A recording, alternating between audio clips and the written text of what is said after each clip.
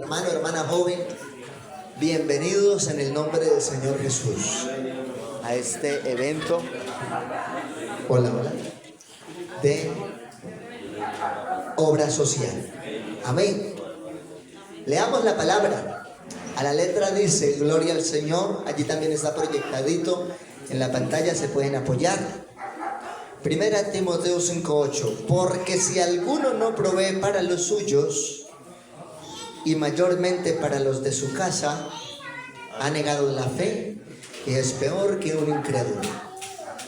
Ahora vamos a leer Mateo 23:11. Amén. Mateo 23:11. A la letra dice, si alguno quiere ser el primero, será el siervo de todos. Amén. Hemos cantado, hemos orado, pueden estar sentaditos diciendo gloria a Dios. Amén. Obra social. Obra social tiene muchas formas de verse, ¿cierto? Generalmente cuando nos hablan de obra social, lo primero que viene a nuestra mente es una canastica como la que está en el pendón. ¿Sí o no? Generalmente siempre se da así. Pero obra social va mucho más allá. Y hoy vamos a hablar un poquito de lo administrativo, de la necesidad de las familias. Porque aunque es una bendición en algún momento poder recibir, la Biblia dice que es más bienaventurado dar que recibir. Amén. Y si usted en algún momento ha tenido la oportunidad de recibir, no deje de dar. Se acabaron los amenes. Por ahí un amén. Porque Dios quiere que nosotros tengamos bien presente a qué hemos sido llamados. Primero fuimos llamados a ser salvos. ¿A qué? A ser salvos. Y luego de que podemos ser salvos como iglesia, hemos sido llamados a ser bendición. ¿Hemos sido llamados a qué? A ser bendición. En otras palabras, bendecidos para bendecir. Díganle al que está a su lado, bendecidos para bendecir. Aquí en este texto hay dos cosas que me inquietan el alma. La primera, la postura de Pablo a Timoteo frente a la administración propia y de la familia.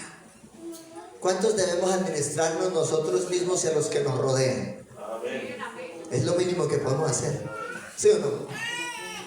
Y yo no quiero que alguien vaya a prejuzgar la enseñanza porque es un texto bíblico que no se usa mucho, pero es un texto bíblico muy fuerte. No es por prejuicio, hago la aclaración, es por un sentir que Dios nos da.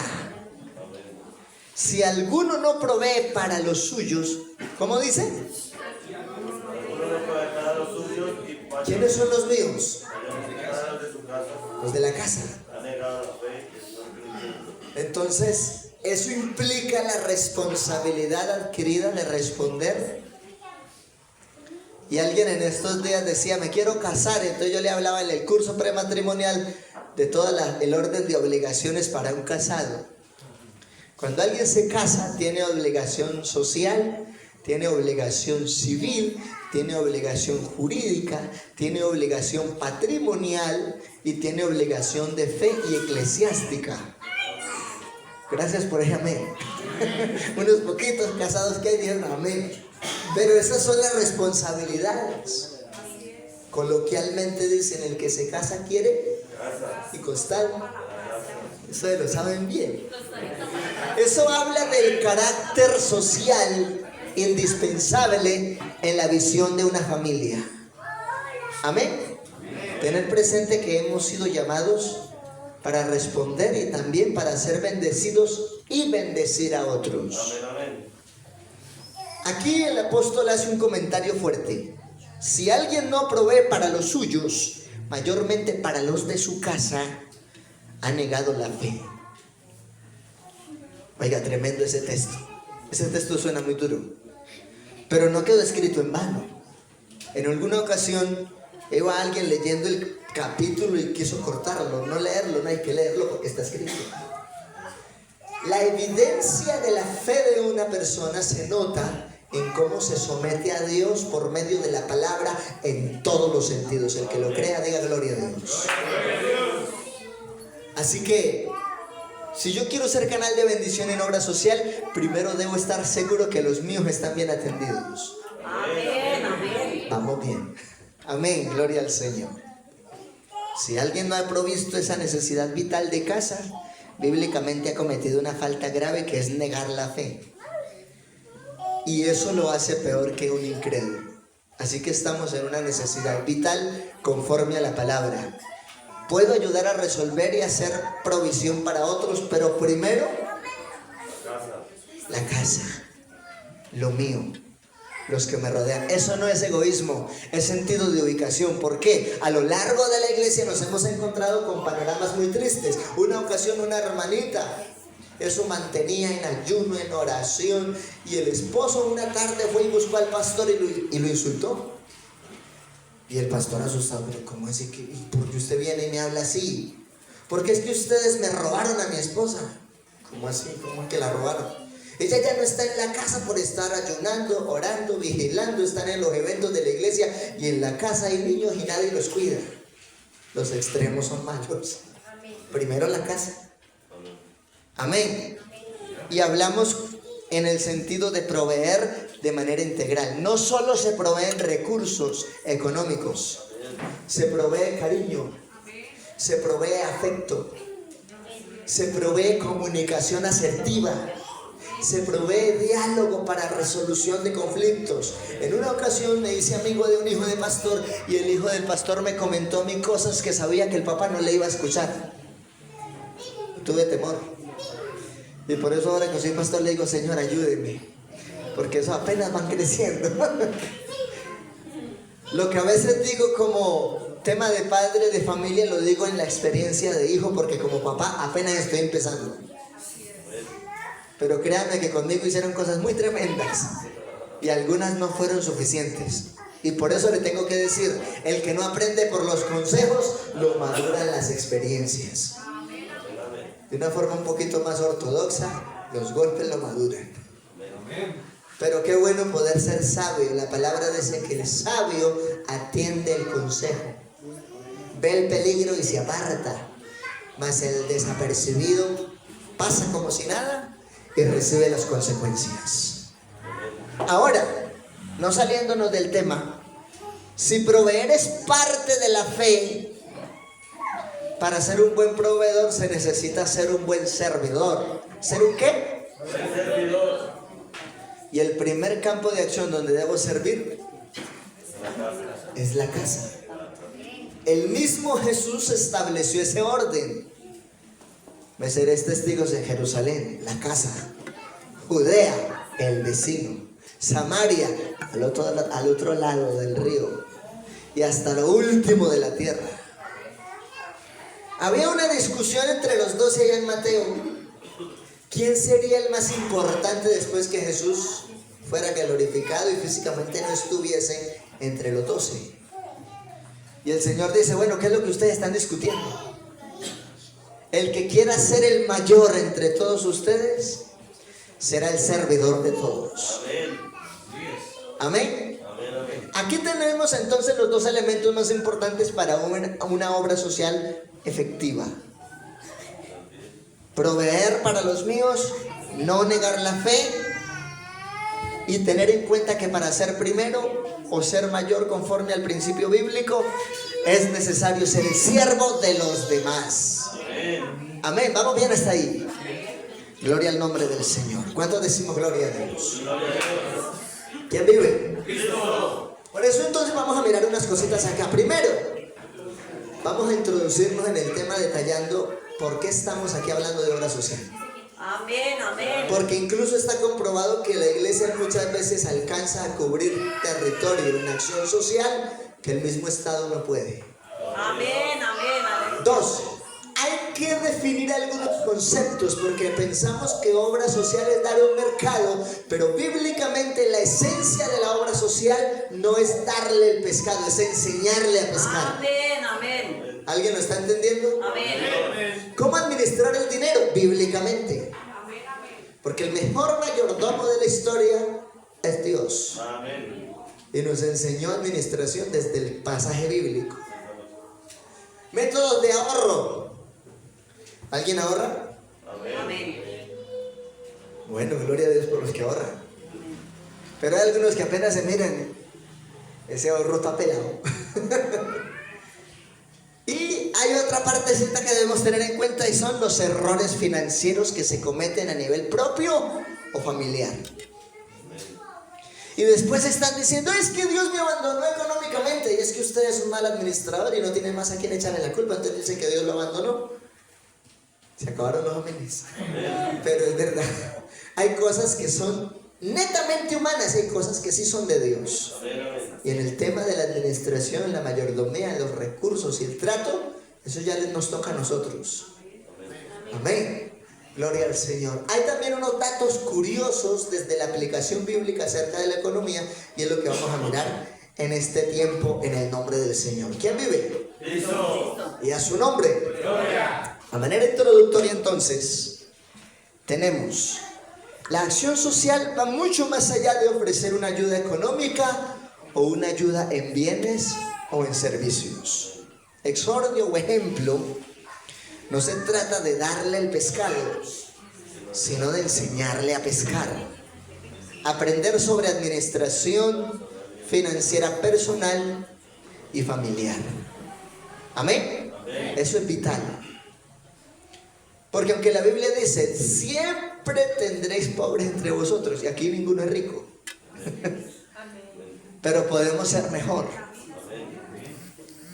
En alguna ocasión alguien decía, no, es que yo no puedo cambiar. Le dije, vea, si usted se propone de corazón cambiar tan solamente 1% por día, en un año tendremos la nueva versión 365 veces mejor.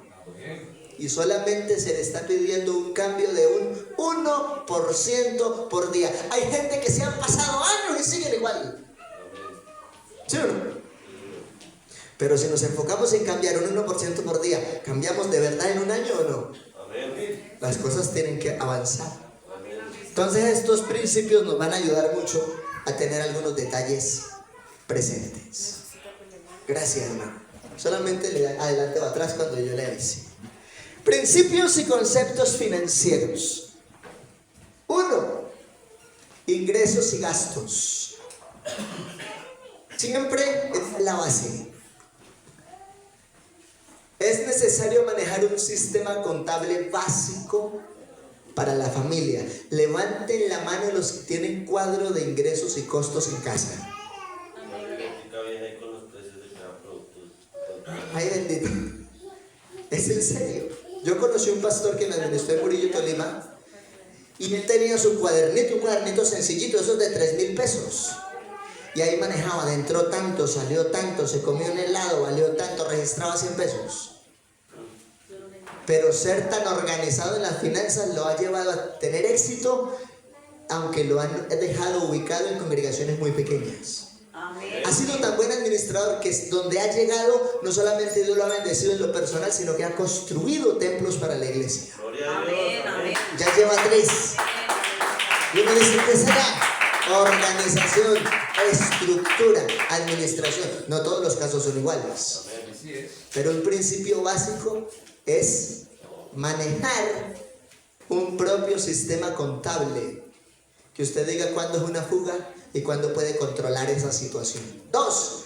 Ahorro e inversiones. ¿Qué cosas? Ahorro e inversiones. Están los que ahorran debajo del colchón. Están los que ahorran en las cuentas. Están los que ahorran en un CDT. O los que tienen la facilidad de decir, puedo generar un recurso económico residual y que ese recurso económico trabaje por mí. También existe ese método. Hay muchas formas. Cuidado porque hay muchos que dejándose enamorar de argumentos terminan por allá que es que en las pirámides. Eso no es de Dios. Eso no es obra social, eso es ruina social. Así que tiene que aprender a ser sabio. Cuidado con lo que puede parecer una inversión y es una estafa. Porque hoy en día abundan esos conceptos. Bueno, ahí ya estamos dejando el pueblo pensando. Y tenemos otro principio que es la deuda y el crédito. ¿Cuántos se han endeudado? Ay, bendito. Hasta yo no puedo decir que no. Deudas, créditos. Hay una razón aquí. El ahorro y la inversión tiene que ver con un principio que quiero que se aprenda. Nadie planea un fracaso, pero muchos fracasan porque no planean. ¿Cómo es?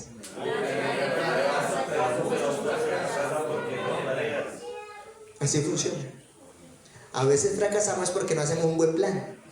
Y antes de yo meterme en una deuda o en un crédito, si se asume un compromiso de cartera, es porque tiene un propósito claro, tiene un proyecto definido y clara la causa de cómo cumplir con esas obligaciones. Y si no, después van a estar diciendo, y el que quedó endeudado es el evangélico. Se acabaron los memes. Pero es muy triste cuando alguien se pone a incurrir en deudas y ya saben que es una persona que busca de Dios. Se supone que el que busca a Dios es organizado. No queda mal. Siempre cumple sus responsabilidades. Tiene buen nombre.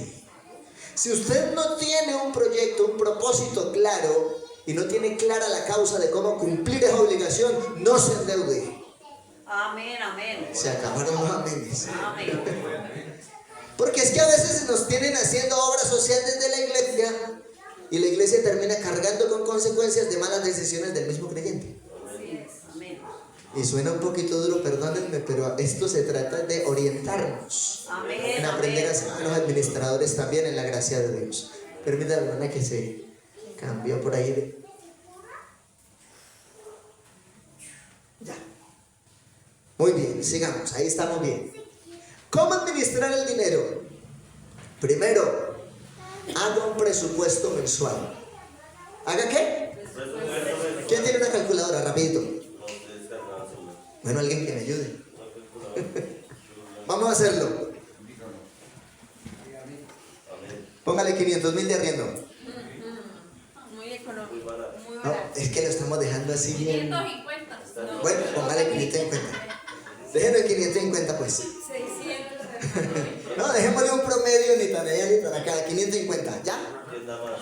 Súmele. Entre agua, luz y gas, ¿cuánto? Promedio. 200. ¿Ah? 200. Póngale 270.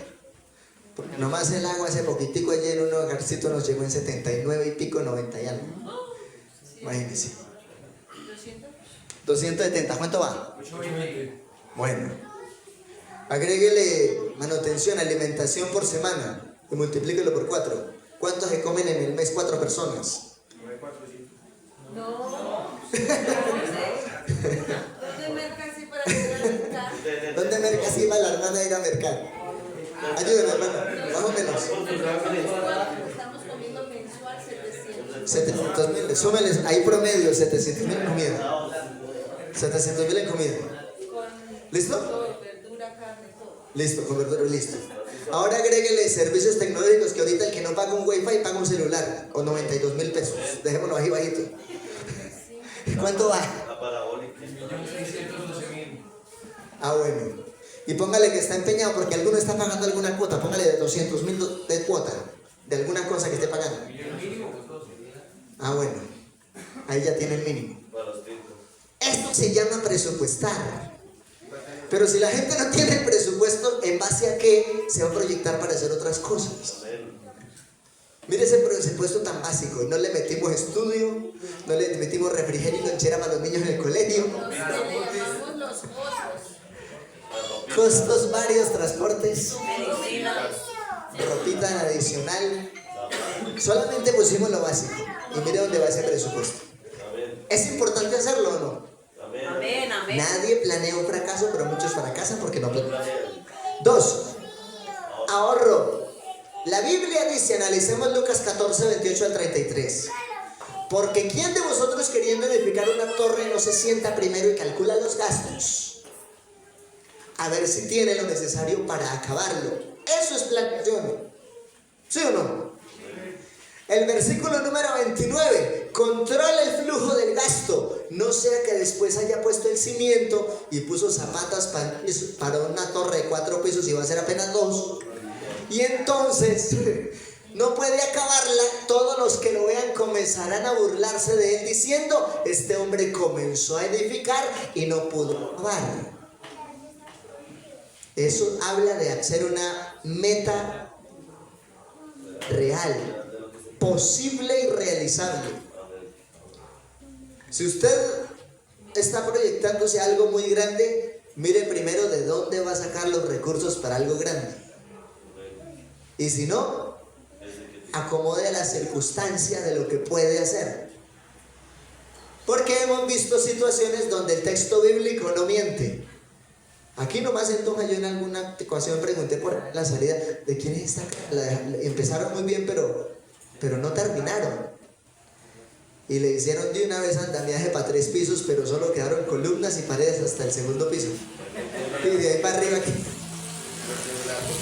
Así que eso que dice la Biblia le está pasando a muchos. No es casualidad. 3. Tenga en cuenta que a veces hay que generar un flujo de emergencia o un fondo de emergencia. Y eso habla de trabajo adicional.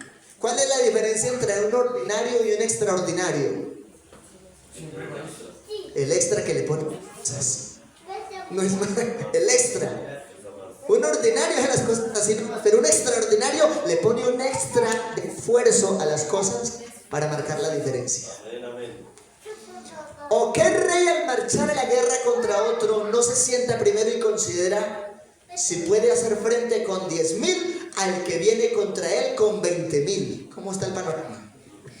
Lógicamente hablando que ya va perdiendo solo por números. Y si no puede, cuando el otro esté todavía lejos, le envía una embajada y le pide condiciones de paz. A menos que asuma el proyecto totalmente por fe, como Gedeón, que salió con 32.000 para la guerra, pero al final peleó solo con 300 y los enemigos eran legiones, pero el dueño de la victoria, Dios. Así que a veces la economía nuestra no se acomoda, pero si Dios es nuestro director, puede hacer lo que hizo con los panes y los peces: multiplicar 5 panes y 2 peces para 5.000 personas. Uno de los 12 era contador para porque de una vez sacó cifras. Señor, 200 denarios no alcanzan. Pero Dios hizo el milagro. Así que usted y yo debemos aprender a planear por fe. Amén. Y si queremos que esos planes por fe prosperen, consultemos. Consultemos con Dios. Y con los que Dios ha puesto para que nos orienten, nos enseñen, nos ayuden a tomar decisiones asertivas. Eso es muy delicado. Una ocasión un hermano dijo: hermano, tengo tantos recursos y lo quiero invertir. Le dije: no, mejor y me traigo una caja de mentas. Y él le dio risa y fue y las trajo. Dijo: hermano, ¿para qué me hizo traer caja de mentas? Para que me ponga a chupárselas y mire qué proyecto va a hacer. Porque yo le digo que lo haga y le va mal, soy culpable. Es que es delicado. Yo como hacerlo en la idea. Le voy a enseñar sobre principios de administración, pero las decisiones las va a tomar usted. Y si no, después dice que fue por mi culpa. Así que al final uno en la iglesia lo que hace es orientar, mostrar los caminos, hablar de los pros y de los contras, pero el que toma la decisión es la persona del proyecto. Amén, amén. Muy bien. Sigamos. Flechita adelante. Principios o principales conceptos financieros. Nos fuimos para atrás. Dale adelante. ¿Otra vez? Muy bien. ¿Quién vive? Ay, bendito, que nos acabó el tiempo. Y apenas voy. Vamos a intentar avanzar. El mejor modelo de administración nos lo da Jesús mismo. Romanos 8:30, a los que predestinó. Predestinar es que antes de mover un destello de luz ya tenía un proyecto totalmente elaborado. Ese es Jesús. Amén. Así que Él en la planeación predestinó. No moví un destello de luz hasta que no tenía un proyecto claro. Y luego sí lo ejecutó. 2. Organización. ¿Cómo nos organiza Dios? Por llamamiento. ¿Por qué? A unos llamó apóstoles, a otros llamó profetas, a otros llamó evangelistas, pastores y maestros. Nos organizó. No se le quedó nada por fuera del programa administrativo. Nos direccionó en un proceso de santificación, porque para poder servir en la gracia de Dios, primero tuvimos que haber vivido el proceso de justificación. Por eso se habla de las condiciones para servir. Que sea de buen testimonio, que sea lleno de sabiduría, que tenga disposición, que esté lleno del Espíritu Santo, que conozca la Escritura, que la domine bien. Sobre esos principios se mueve la dirección de todos nuestros eventos como iglesia. Amén. Amén. Y el control, hablando de la gloria. ¿Y cómo vamos a llegar a la gloria? Pasando el filtro que Dios mismo puso por la Biblia. ¿Y cuántos queremos llegar a la gloria? Amén. Entonces ya sabemos que debemos combatir contra las obras de la carne y reflejar el fruto del Espíritu. Porque el que vive en las obras de la carne no llegará a la gloria. ¿Puso Dios un control o no? Amén. Y a veces dicen, es que ese pastor es exagerado. No, se está siguiendo al modelo con el que Dios nos administra como su pueblo.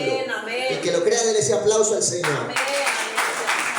Así que hay una planeación, hay un proyecto, hay un plan, hay una organización, un equipo de personas definidos para cada propósito. Hay un direccionamiento desde la misma experiencia y de lo que Dios por la palabra nos inspira para poder hacer las cosas de manera correcta. Amén. Y hay un control. Alguien estos días decía, es que no quiero volver a la iglesia. Y yo, para no extenderme en la charla, le concluí diciendo, hay 3000 promesas en esa Biblia, pero la decisión de disfrutarlas o desecharlas es solamente suya. Dios le bendiga. ¿Qué hacemos? Dios no forza, Dios no obliga, pero Dios nos muestra el mejor camino. Y en Deuteronomio dice, he puesto a la tierra y al cielo como testigos contra vosotros, porque he puesto delante de ustedes camino de vida y camino de muerte. Escoged pues la vida para que viváis con tu descendencia. Así que el Señor sí dice, orienta qué decisión tomar, pero no nos obliga. Y así funciona nuestro proyecto de vida. Él nos llamó, nos predestinó, nos llamó, nos justificó a través del proceso del Evangelio, nos justificó y luego nos glorifica, y ninguno está en gloria todavía. Pero es la visión por la que estoy en la iglesia. Porque hay gente que se aparta de la iglesia porque no puso sus proyectos en las manos de Dios, en el propósito espiritual, y después se está quejando porque se quedó mirando el evangelio solo con los beneficios y los favores, cuando yo vivo el evangelio primero para ser salvo. Así me toca vivir como Job. Jehová dio, Jehová quitó, bendito sea su nombre, lleno de llagas, enfermo, aislado por su propia familia, censurado por sus amigos, en una crisis terrible, adoró a Dios. Así que él buscaba honrar a Dios no por lo que poseía, sino por lo que Dios significaba para su alma. Esa es la naturaleza del evangelio, más allá de todos los otros proyectos. Porque de nada sirve que Dios me bendiga en lo social, en lo académico, en lo económico, en otras cosas, si no soy salvo. ¿De qué sirve? Escuché un comentario hace poco de un hermano del honorable consistorio que produjo miedo el comentario. ¿De qué sirve tener un montón de gente motivados en un salón si están tolerando el pecado y si el Señor viene se van a perder? Amén. Pero ¿para dónde vamos? ¿Para el cielo o para dónde? De ahí parte la visión de todos nuestros proyectos de vida como cristianos. Amén. ¿Cuántos decimos gloria a Dios? Y aquí avancemos. Adelante, estando atrás, adelante. Gloria a Dios. Avancemos. Gastos. Detallemos un gasto hormiga aquí. Porque es que la calculadora me la... ¿Está por ahí? Sí, gracias. Vamos a hacerlo bien. A ver. Supongamos el cuadrito del ejemplo, el que tengo ahí. Una persona fanática de tinto, ¿cuántos tintos le toman el día? Yo le dejé ahí 6, entre el más y el menos. Porque yo he visto algunos que toman más. Entonces dejemos los 6. Y dice que más o menos un 1800. Hay unos más caros, otros más baratos. Ese es el promedio. O sea que en el día, ahí sencillitamente ya lleva 10.800. En el mes, 324.000. En el año, 3.888.000. Solamente tomando tinto. En 5 años, 19.440.000. ¿Quién hace una cuenta de esas? Dirán, uy, este pastor es muy cuadriculado. Si usted no aprende a planificar sus gastos hormiga, después va a decir, ¿en dónde fue la plata? Se toma la plata. Deja de tomar tinto y se compra un carro. ¿Sí vio cómo hicimos el ejemplo? Gracias, hermano. Y no solo estoy hablando de gastos hormiga, en los hogares hay gastos elefantes. Y estoy hablando de un gasto hormiga que llegó a 19 millones en 5 años. Así que, ¿quiénes somos los que cometemos errores administrativos? Nosotros. ¿Será parte de la obra social enseñarnos a administrar en la casa para hacer bendición? Amén, amén. Yo creo que sí. Hay dinero a un flujo de recursos. ¿Cuáles flujos de recursos tiene? Hay gente que dice, no, pues solamente tengo un flujo de recursos que es por causa de mi trabajo. Y si no tiene ese trabajo, ¿qué va a hacer? Hay que gestionar la manera de tener varios flujos de caja. Pero ¿cómo, hermanos, estoy encartado con uno? Pues pídale a Dios sabiduría. Porque podemos gestionar diferentes formas de recursos. Hay cuentas que no cuadran porque no somos organizados. Manejé un libro de contabilidad. Pregúntele a mi esposa, que cuando ella me está haciendo preguntas sobre las finanzas, yo le digo, aquí está la tabla. Dijo, uy, yo no me había dado cuenta que eso estaba así. A veces no vemos el resultado de los recursos porque no estamos controlando. Y eso es importante a nivel de familia, ¿sí o no? Amén. Bancos, si es por cartera, si es por manejo de efectivo, si es por tema de inversiones o por acumulación de ahorro. Pero hay formas. Y a veces hay errores financieros. ¿Por qué? Le voy a decir algo sencillo. Pepito Pérez, en la Patagonia. Yo no sé si es Pepito Pérez de la Patagonia, no creo. Hizo una solicitud para proyecto de inversión de 22 millones. Pero invirtió solo 5 millones y los otros se los comió. ¿Cómo le va a ir? Mejor que jamás hubiera visitado el banco. Pero yo conozco gente que pide prestado para una cosa y gasta en otra. Y después, no, igual hay que pagar. Yo mejor. ¿Sí es así o no? ¿Compras lo necesario o eres influenciado por el impulso del consumismo actual o por la condición de estatus? No es que yo tengo que tener carro porque todos tienen carro, pero ni siquiera tiene casa y paga arriendo. ¿Estamos hablando de cosas lógicas o no? Son pequeños detalles administrativos que uno debe tener en cuenta. Si yo veo que administrar una moto me queda grande, ¿cómo me voy a meter en un carro? Si la moto la tiene destartalada. Primero pare la moto. Digo, ¿no? Pequeños conceptos de administración. A veces dicen, no, me voy a hacer una super casa. Pero no controlan que esa casa sea un activo fijo y lo vuelven un pasivo contingente porque no hacen filtros sanos para arrendar y les entregan la casa en ruinas y después alguien la va a tomar y dice, no, yo no le tomo la casa así. Y eso que podía ser un activo se volvió un pasivo, una pérdida. Porque todo debe tener un control. Debe haber una previsión. Si el plan A no me funcionó, ¿cuál es el plan B? Y si el plan B no me alcanzó, ¿cuál es el plan C? En familia debemos tener plan A, plan B y plan C en el tema de la economía. ¿Sí o no? Alguien dirá, pero este pastor empezó hablando fue de administración, y la Biblia ¿dónde está? Modelos administrativos bíblicos, Moisés. Planeación, escuchó de la voz de Dios el orden del culto y el tabernáculo. Organización, el Señor le dijo en qué orden legislar a los levitas para el culto y para las ofrendas y para todo el plan financiero del Antiguo Testamento.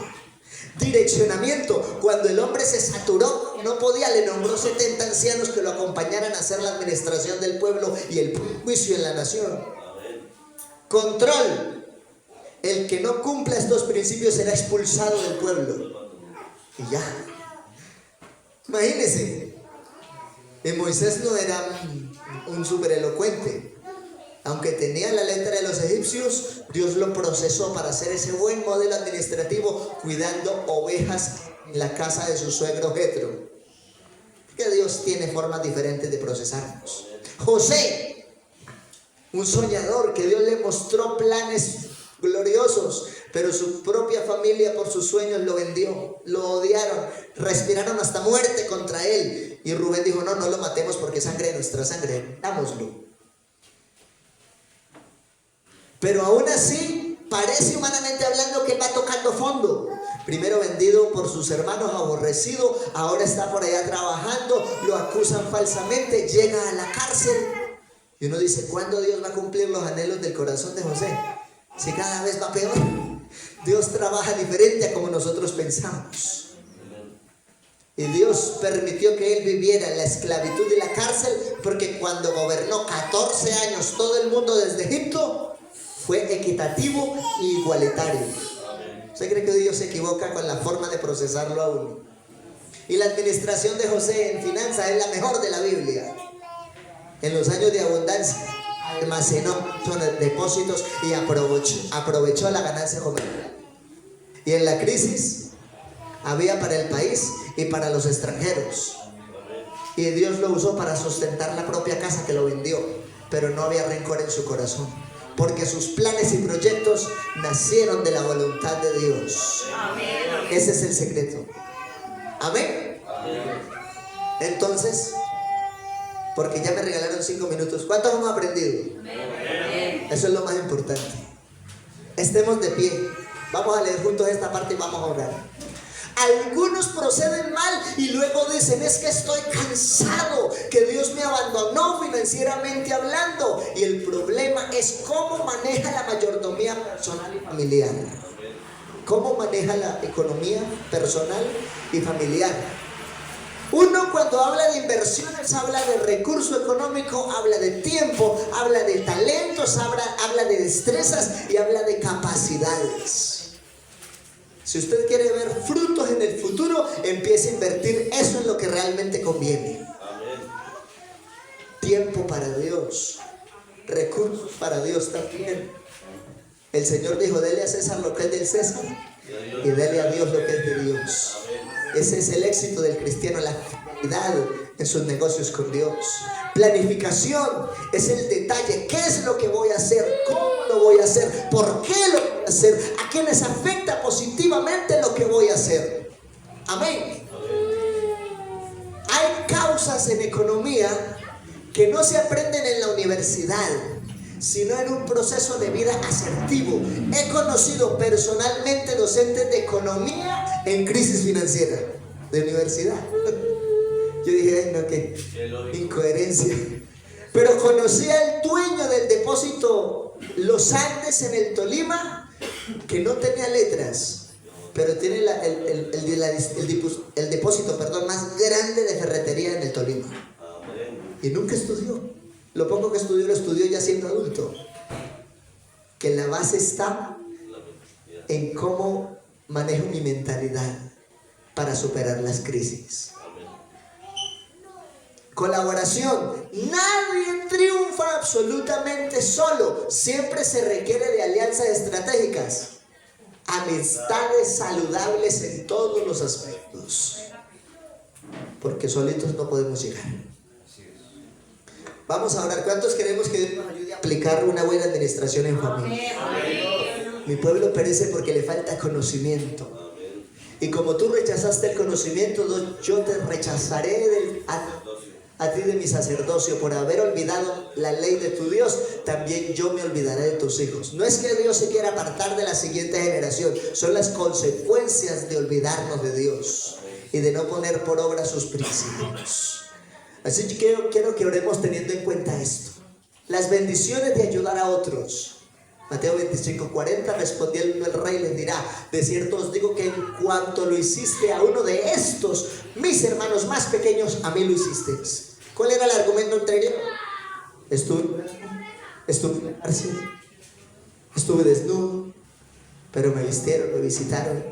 Lo dice el texto bíblico. Así que si hacemos eso con alguien, lo estamos haciendo en reconocimiento a lo que Dios nos ha demandado en la fe. Palabra fiel es esta. Y si en estas cosas quiero que insistáis con firmeza, para que los que creen en Dios procuren ocuparse en buenas obras. ¿En qué? Ese es el testimonio del cristiano.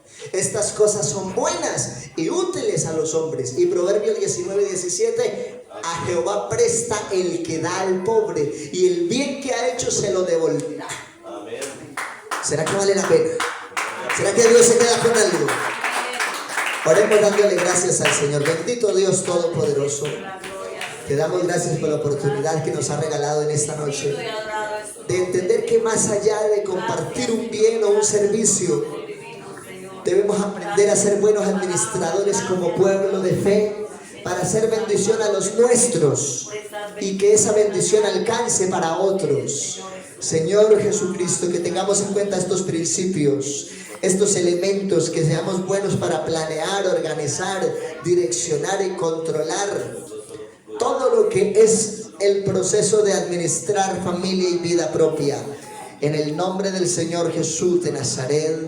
Amén y amén. Pueden estar sentaditos un momentico. Desde Obra Social tienen un detallito para compartir con toda la iglesia, algo muy bonito. Y mientras usted está ahí recibiendo su detalle, yo quiero que usted analice este cuadro. ¿Qué dice ahí? Mientras le lo que tenemos allí. El éxito del cristiano parte de su fidelidad como mayordomo. ¿De qué? Nuestra fidelidad como administradores. 95% versus el 5%. ¿Qué quiere decir eso? Se lo explico. Ese máximo porcentaje de recursos, 95%, lo poseen el 5% de personas en el mundo. Esa es la realidad de la economía mundial. ¿Por qué? El otro punto. Ese mayor número de personas que solo tienen un remanente del recurso global tienen un problema. Ese máximo de personas, 95% de población, se preocupan por alimentar solo su causa física, no la causa intelectual. Por eso no hay cambios trascendentales. A este lado, ese mínimo de personas alimentan su mente para transformar su entorno. Y por eso poseen la riqueza del mundo. O sea que, voy a decirlo más sencillo, el 95% de las personas nos preocupamos por comer, por alimentarnos de aquí para abajo. ¿Sí me está mirando? Solo el 5% del mundo está alimentando lo suficiente de aquí para arriba. Porque la trascendencia está en la información y en el conocimiento. Más allá de lo tradicional, ojo, yo conozco procesos tradicionales que nunca fueron exitosos. Pero Dios nos da educación integral en todas las áreas de la vida. Nos toca es ser enfocados y disciplinados. Y para los que se preguntan, hermano, ¿por qué esta pregunta? Y con esto ya termino, ya la hermana también terminó de repartir la bendición. Alguien me dijo, pastor, ¿cuáles son las llaves de la bendición? Nosotros como iglesia tenemos 5 llaves en la bendición de Dios. ¿Tenemos cuántas? 5. Que se llama plan financiero de Dios. Si usted es fiel a Dios y organizado en su economía, las cosas cambian porque Dios es fiel. Y Dios bendice al que es fiel. ¿Cuántos lo creen? Amén. Tenemos primicias. Éxodo 22, 29. No demorarás tu ofrenda de tu cosecha ni de tu vendimia. Me darás el primogénito. Hablando en ese momento de los hijos, pero también hablando de todo lo que rompe la matriz. Machos son míos, dijo el Señor. ¿Cuántos lo han leído? Bueno, entonces, cuando tenga una bendición, lo primero y lo más es que usted quiera consagrarlo son primicias. ¿Quién las administra? El pastor. Él verá si lo hace a nivel propio y bíblicamente también para atender comunidad. 2. Ofrendas. 1 Corintios 9:7, cada uno debe dar según lo que ha propuesto en su corazón y no debe dar con tristeza ni por necesidad, porque Dios ama al dador triste. ¿Dios ama al dador qué? Muy bien, Corintios 9:7. Diezmos, Hebreos 7:8, porque hay algunos que dicen, no, es que eso solo está en el Antiguo Testamento. Miren lo que dice el Nuevo. Aquí ciertamente reciben los diezmos hombres mortales. ¿Quiénes? Los pastores. Pero allí uno de quien se da testimonio de que vive para siempre. Porque al final ese negocio es suyo con Dios. Amén. Por eso no lo hacemos por obligación, sino por reconocimiento al señorío de Cristo y agradecimiento porque ya nos ha bendecido. Amén. Obra social. Lo que la hermana ha venido haciendo estos días con el hermano, ahí tienen, están muy bien uniformados. Esa FOSU es el eslogan de la Fundación Obra Social Unida a nivel nacional, en el comité local. De hacer el bien y de la ayuda mutua, no se olviden. Eso proviene para agradar a Dios. Está en Hebreos 13:16. Y los votos, ¿cuántos alguna vez han hecho votos delante de Dios? Bueno, escuche lo que le voy a decir acerca de los votos. Escúcheme por favor. Eclesiastés 5:4. Cuando a Dios haces promesa, no te tardes en cumplirla, porque Él no se complace en los insensatos. Cumple lo que prometes. Mejor es que no prometas y no que prometas y no cumplas. Así que si usted hizo un voto para Dios de 5,000 mensuales, cúmplalo. Y si no, mejor no se comprometa. Porque hay hermanos que dicen, pero ¿por qué será que yo no he podido ser bendecido? O es mal administrador, o en algún momento hizo un pacto con Dios y no se lo ha cumplido. Gracias, hermano, Dios le bendiga. Así que mis hermanos amados, yo creo que como parte de este evento de obra social, nos llevamos los principios de la administración en el tema financiero como iglesia, como persona y como familia. ¿Para cuánto es bendición?